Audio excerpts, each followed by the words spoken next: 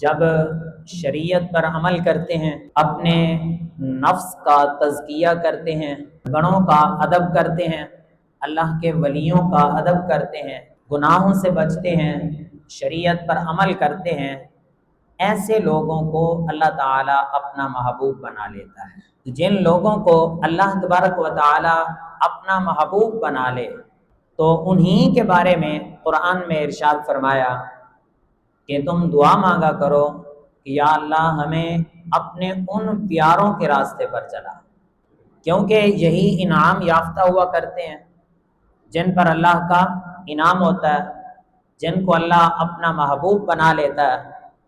تو جب اللہ کے محبوب بن جاتے ہیں، انعام یافتہ بن جاتے ہیں، پھر انہی کے راستے پر چلنے کی دعا کرنے کا حکم اللہ تبارک و تعالیٰ نے ہمیں قرآن میں دیا۔ اہدنا الصراط المستقیم، اے اللہ ہمیں سیدھی راہ پر چلا۔ پھر ایک سوال پیدا ہوتا ہے کہ بندہ نماز پڑھ رہا ہو، نماز کیا سیدھی راہ نہیں ہے؟ نماز پڑھ رہا ہے جس کا اللہ تبارک و تعالیٰ نے حکم دیا، تو کیا نماز سیدھی راہ نہیں ہے؟ بندہ سیدھی راہ پہ کھڑے ہو کر کہہ رہا ہے کہ یا اللہ میں سیدھی راہ پر چلا، اور ہر رکعت میں بار بار کہہ رہا ہے، تو اس کا یہ مطلب ہے کہ سیدھی راہ پر ہے۔ تو جب وہ نماز کے اندر یہ دعا مانگے گا تو اس کا مطلب یہ ہے کہ یا اللہ ہمیں جو یہ تو نے سیدھا راستہ دکھایا ہے اس پر ہمیں تو قائم رکھ، ہمیں اس سے ادھر ادھر نہ جانے دینا، اس راستے پر ہم قائم رہیں، اور یہی تیرے ان پیاروں کا راستہ ہے جن کو تو پسند فرماتا ہے۔ اللہ تبارک و تعالیٰ کے پیاروں میں سے ایک نام حضرت سیدنا داتا علی بن عثمان حجویری علیہ رحمہ کا بھی ہے، جن کو دنیا داتا صاحب کے نام سے یاد کرتی ہے۔ بہت پرانے بزرگ ہیں، دین اسلام کو انہوں نے پھیلایا۔ آپ کا نام علی ہے، آپ کے والد کا نام عثمان ہے۔ غزنی شہر، افغانستان کا ایک شہر تھا غزنی، اس شہر کے دو محلے تھے، ایک محلے کا نام جلاب تھا یا جلاب، اور دوسرے محلے کا نام حجویر تھا۔ حجویر محلے میں آپ کا نانکا خاندان رہتا تھا، اور جلاب محلے میں آپ کا داد کا خاندان رہتا تھا۔ آپ پہلے جلاب محلے میں رہتے تھے، پھر جب آپ کے والد انتقال کر گئے تو آپ اپنی والدہ کے پاس حجویر محلے میں آ کر رہے، تو اس وجہ سے آپ کو جلابی بھی کہا جاتا ہے، حجویری بھی کہا جاتا ہے۔ زیادہ تر آپ جو محلہ حجویر تھا اس میں رہے ہیں، اس وجہ سے حجویری، داتا علی حجویری علیہ رحمہ کے نام سے مشہور ہوئے۔ حضرت داتا صاحب علیہ رحمہ اللہ تبارک و تعالیٰ کے بہت بڑے بزرگ ہیں، بہت بڑے ولی ہیں۔ شروع میں ہی انہوں نے پڑھنا شروع کیا، محمود غزنوی علیہ رحمہ آپ کے مدرسے میں انہوں نے ابتدائی تعلیم حاصل کی۔ آپ کے ابتدا کا ایک واقعہ ہے، آپ مدرسے میں پڑھ رہے تھے تو وزٹ کرنے کے لیے سلطان محمود غزنوی علیہ رحمہ جو بادشاہ تھا، مدرسہ وزٹ کرنے کے لیے، دیکھنے کے لیے آئے، تو طالب علم استاد ان کے استقبال کے لیے آگے بڑھے، کیونکہ یہ عادل حکمران تھے اور بہت ہی بہترین حکومت کرنے والے تھے، نیک تھے، اور نیک حکمران ہو، عادل حکمران ہو تو اس کا استقبال کرنا بھی ضروری ہوتا ہے، ان کی عزت بھی کرنی چاہیے۔ تو استاد شاگرد استقبال کے لیے آگے بڑھے، تو یہ حضرت داتا صاحب علیہ رحمہ، آپ 10-11 سال کی عمر تھی آپ کی، آپ مصروف رہے پڑھنے میں، آپ آگے نہ بڑھے، استقبال کے لیے آگے نہ گئے۔ وزٹ کرتے کرتے جب ان کے پاس پہنچے، ان کو دیکھا، تو ان کے استاد حضرت داتا صاحب علیہ رحمہ کو کہنے لگے کہ بادشاہ ہے اور آپ نے اٹھ کر استقبال ہی نہیں کیا۔ تو سلطان محمود غزنوی علیہ رحمہ آپ نے جب ان کو دیکھا تو حضرت داتا صاحب علیہ رحمہ، آپ ابھی چھوٹی عمر کے تھے، 10-11 سال کی عمر ہے، آپ نے یوں نظر اٹھا کے دیکھا نا، تو سلطان محمود غزنوی کہنے لگا کہ ان کو کچھ نہ کہیے، ان کو پڑھنے دیجئے، ان کے ماتھے میں مجھے نور نظر آ رہا ہے، ان کی پیشانی میں مجھے نور نظر آ رہا ہے جو اس عالم کو جگمگا کے رکھ دے گا۔ یہ بچہ کوئی عام بچہ نہیں ہے، ان کی پیشانی میں مجھے ایسا نور نظر آ رہا ہے کہ ایک وقت آئے گا کہ دنیا ان کے نور سے جگمگا اٹھے گی۔ یہ حضرت داتا صاحب علیہ رحمہ کے ابتدائی حالات تھے مدرسے میں جب پڑھتے تھے اس وقت۔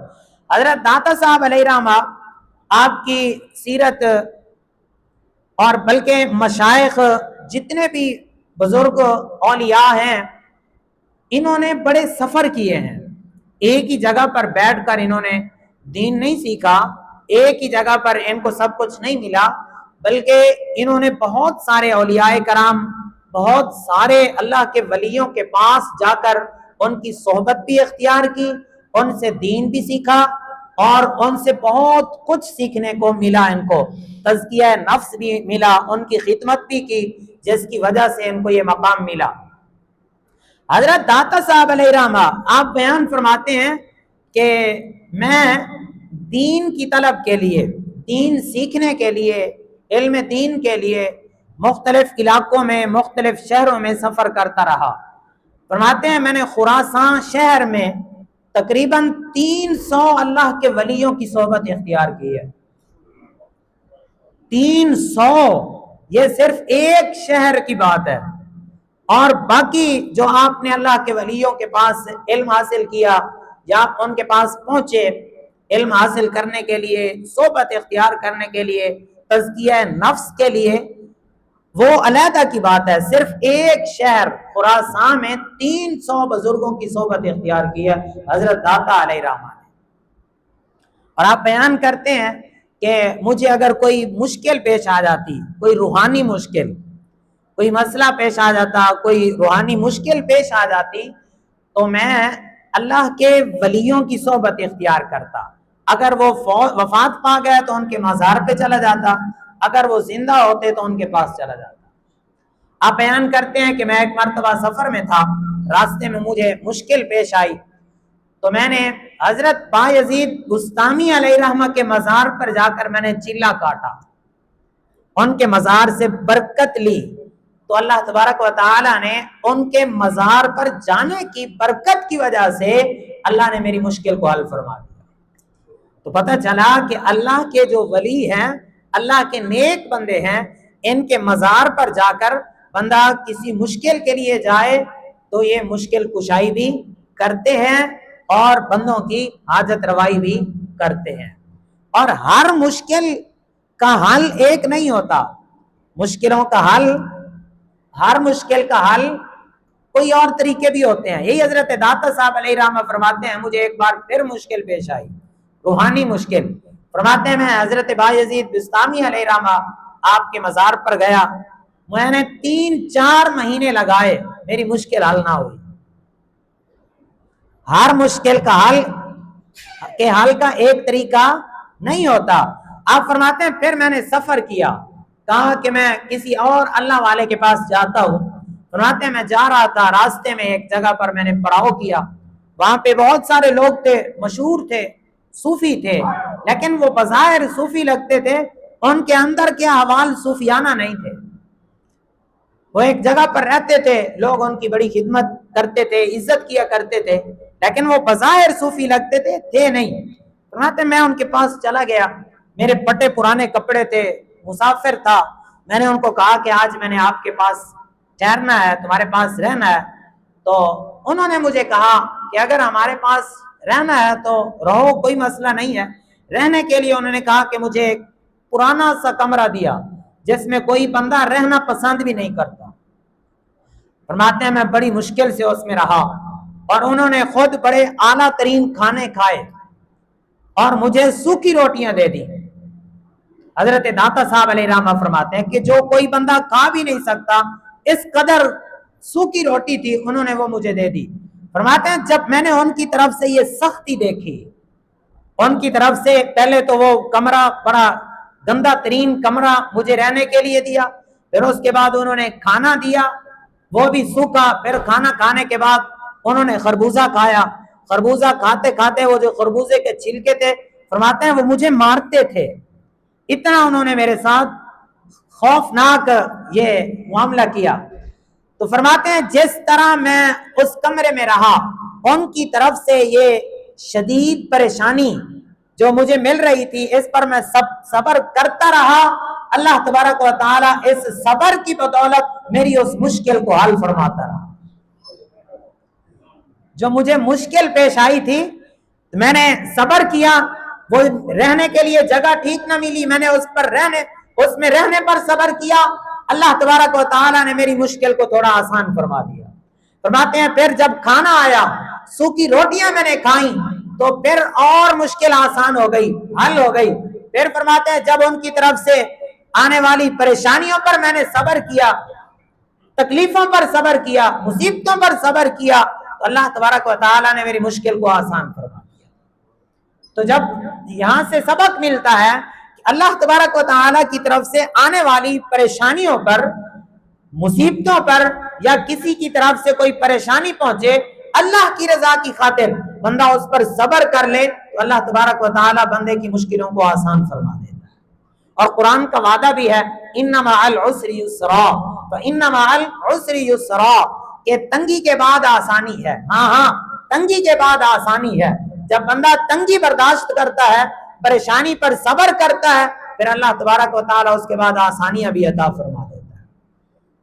ये हजरत दाता साहब अलैहि रहमा, आप फिका में हनफी हैं, यानी इमाम आजम अबू हनीफा अलैहि रहमा आपकी तकलीद करने वाले हैं, और आप कादरी, चिश्ती, सोहरवर्दी या नक्शबंदी नहीं है, क्योंकि ये जो सिलसिले शुरू हुए हैं ये आपके बाद के हैं, बहुत सारे हैं।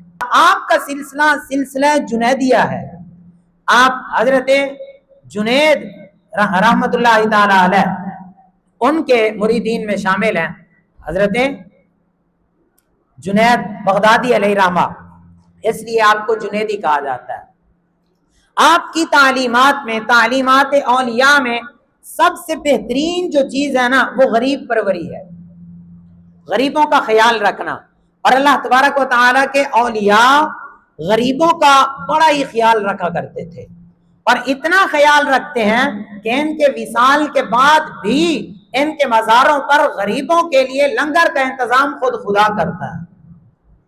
हजरत दाता साहब अलैहि रहमा आप बयान फरमाते हैं कि हमारे इस मुआशरे में लोगों की हालत ये हो चुकी है कि लोगों की खिदमत करते हैं ना, गरीबों की खिदमत करते हैं, उनके ऊपर खर्च करते हैं, अपने आप को बेहतर समझते हैं, उनको हकीर समझते हैं।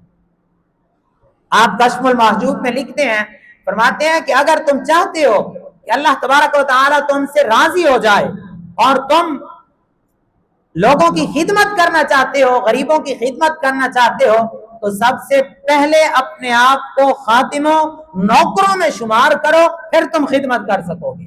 अगर तुम अपने आप को बेहतर शुमार करोगे तो फिर तुम किसी की खिदमत सही तरीके से नहीं कर सकोगे।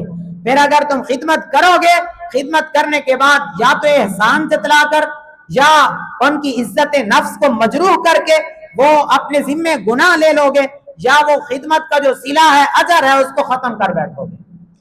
हजरत दाता साहब अलैहि रहमा आप बयान फरमाते हैं, आपके बारे में उलमाए कराम ने लिखा कि एक बंदे ने आपके विसाल के बाद ख्वाब में आपको देखा। दाता साहब अलैहि रहमा से मुलाकात हुई ख्वाब में, तो उन्होंने सवाल कर दिया। उन्होंने कहा कि आप तो अल्लाह के बहुत बड़े वली हैं, बहुत बड़े बुजुर्ग हैं, आप तो ये नाच गाना, ये ढोल धमके, आप तो इन चीजों को पसंद नहीं करते। आपकी मजार पर ये लोग जो खुराफात फैलाते हैं, ढोल ढमके या नाच गाना, या वहां पर धमाल के नाम पर नाचते हैं, ये क्या सूरत हाल है? आप तो इन चीजों को पसंद ही नहीं करते। और आज इस मुआशरे में भी मजारों पर लोग जाकर चढ़ावे भी चढ़ाएंगे, नियाज भी देंगे, और फिर धमाल के नाम पर नाच गाना भी करेंगे, औरतें भी जाएंगी, डांस भी होगा, बल्कि कवाली के नाम पर मुजरा भी करेंगे, बहुत ज्यादा खुराफात करेंगे, जिसकी वजह से अल्लाह के वलियों पर लोग एतराज कर देते हैं कि मज़ारात पर जाना ही जायज नहीं है। ये दाता साहब से उन्होंने सवाल किया, ख्वाब में पूछा कि आप तो इन चीजों को पसंद ही नहीं करते, پھر آپ کے یہ اللہ کے ولیوں کے مزاروں پر ایسا کیوں ہوتا ہے؟ تو آپ علیہ الرحمہ نے جواب دیا، فرمایا جو جیسی نیت لے کے آتا ہے نا ویسی مراد پا کے جاتا ہے۔ فرمایا جو جیسی نیت لے کے آتا ہے ویسی مراد پا کے جاتا ہے۔ اگر اللہ کے ولیوں پر اگر کوئی بندہ خرافات پھیلانے کے ارادے سے آئے گا، ناچ یا ڈھول ڈھمکے بجانے کے ارادے سے آئے گا، لوگوں کو گمراہ کرنے کے ارادے سے آئے گا، تو پھر اللہ کے ولیوں پہ کے مزارات پر بھی آنے کے باوجود بھی اللہ اسے خوش نہیں ہوگا، وہ گناہگار ہو کے جائے گا۔ مطلب کہ جیسی نیت ویسی مراد۔ پھر فرماتے ہیں کہ سوال کیا گیا آپ سے خواب میں دیکھنے والے آدمی نے سوال کیا کہ آپ کے مزارات پر یہ جو چڑھاوے چڑھائے جاتے ہیں، نذرانے دیے جاتے ہیں، لنگر پکایا جاتا ہے، یہ کیوں ہے؟ یہ ایسا کیوں ہوتا ہے؟ تو حضرت داتا صاحب علیہ الرحمہ نے بہت ہی پیارا جواب دیا، ارشاد فرمایا جو اللہ کے ولی ہوتے ہیں وہ اپنی دنیا میں بھی دنیا کو پسند نہیں کرتے، نہ ہی دنیا اکٹھی کرتے ہیں، بلکہ دنیا ان کے پاس آئے بھی تو غریبوں، یتیموں، حقداروں پر دنیا خرچ کر دیتے ہیں۔ غریب پروری ان کی سیرت میں شامل ہوتی ہے۔ فرمایا اللہ کے ولیوں کے وصال کے بعد بھی اللہ تبارک و تعالی ان کی اس غریب پروری، ان کی اس اچھی چیز کو یہ جاری رکھتا ہے۔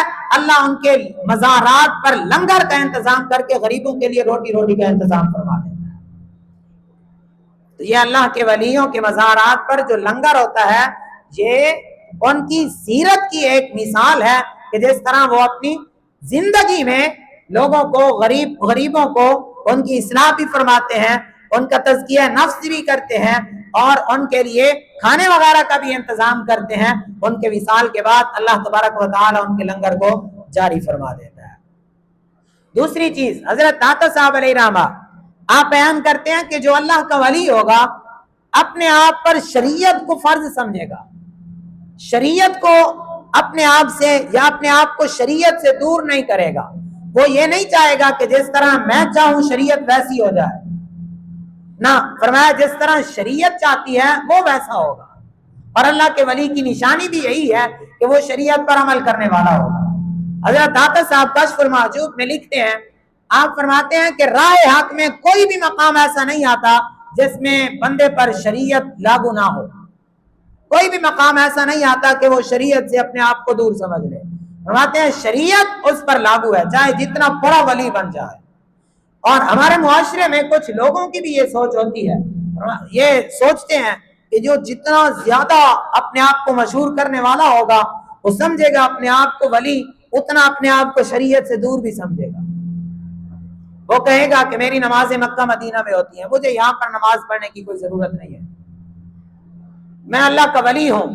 اور کچھ لوگوں کی بھی یہ سوچ ہوتی ہے، وہ کہتے ہیں کہ جی پہلے اللہ تبارک و تعالیٰ کی اطاعت کر کے، اللہ تبارک و تعالیٰ کے راستے پر چل کر بندہ ولی بن جاتا ہے، پھر جب ولی بن جائے تو پھر شریعت اس پر لاگو نہیں ہوتی، کیونکہ وہ ولی بن گیا، اب اس کو عمل کرنے کی کوئی ضرورت ہی نہیں ہے۔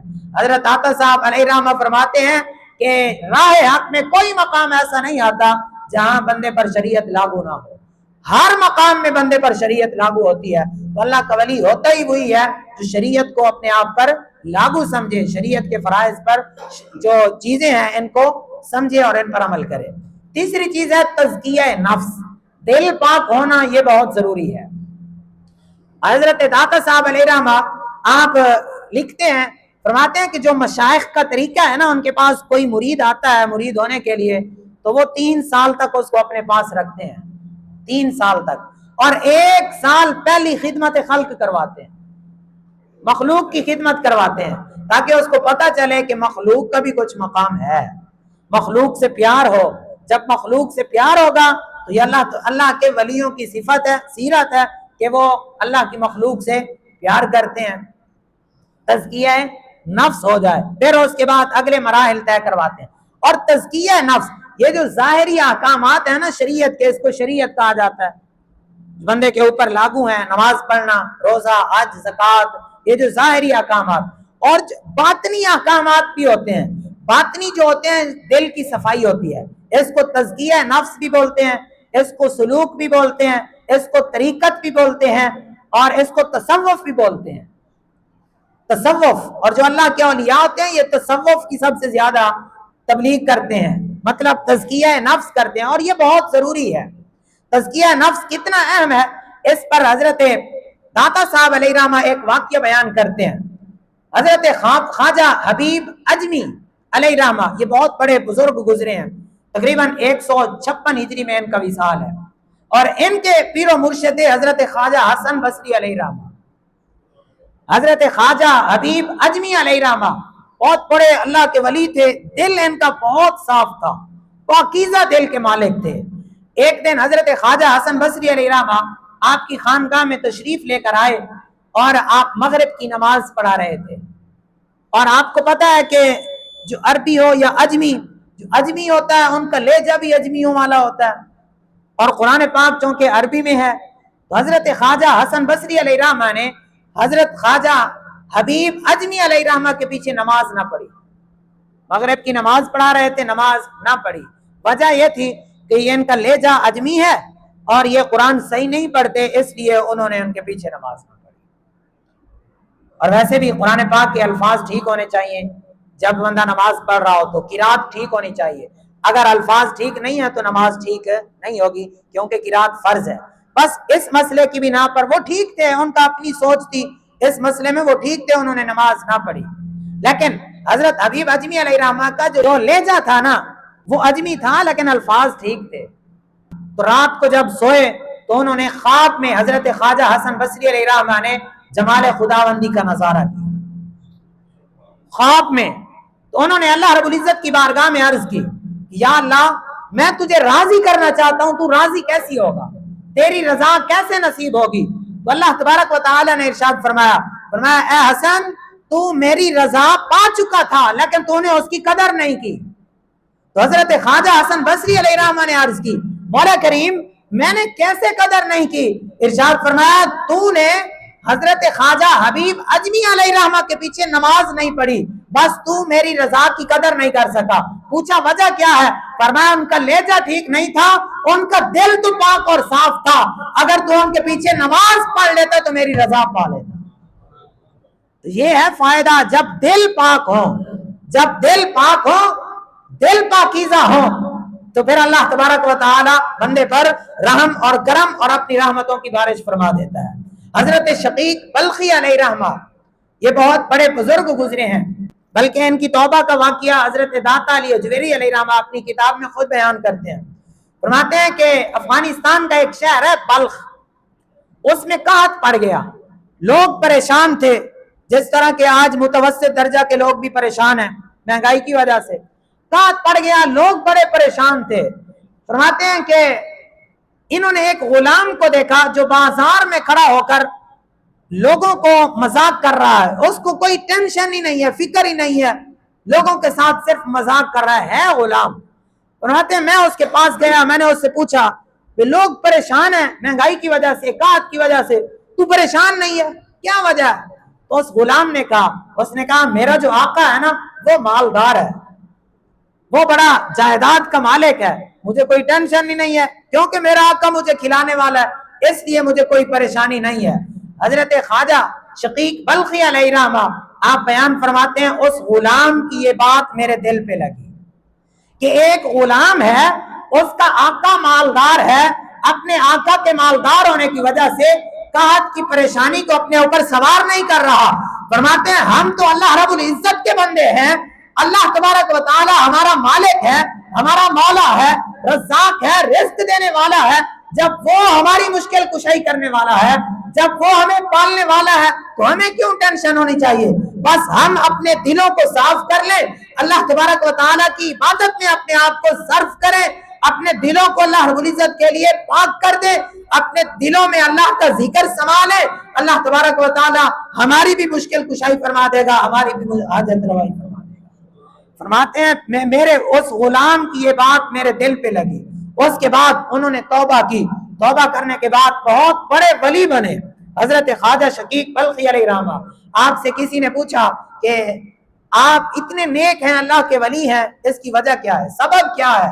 تو انہوں نے بتایا کہ وہ ایک غلام ہے، تو وہ غلام لیکن میں اس کو اپنا استاد مانتا ہوں، کہ اس کی ایک بات کی وجہ سے میں نے اپنے دل کا تزکیہ کیا اور اللہ کا ولی بن گیا۔ اور سب سے بڑی وجہ جو ہے نا، مین وجہ ہے اللہ تبارک و تعالیٰ کی ناراضگی سے بچنے کی، وہ ہے ادب۔ اللہ کے ولیوں نے ادب کا درس دیا، خود بھی ادب کیا اور آگے امت کو، لوگوں کو، اپنے مریدین کو ادب کا درس بھی دیا۔ جو ادب نہیں کرتا نا، کہتے ہیں نا با ادب با نصیب، بے ادب بے نصیب۔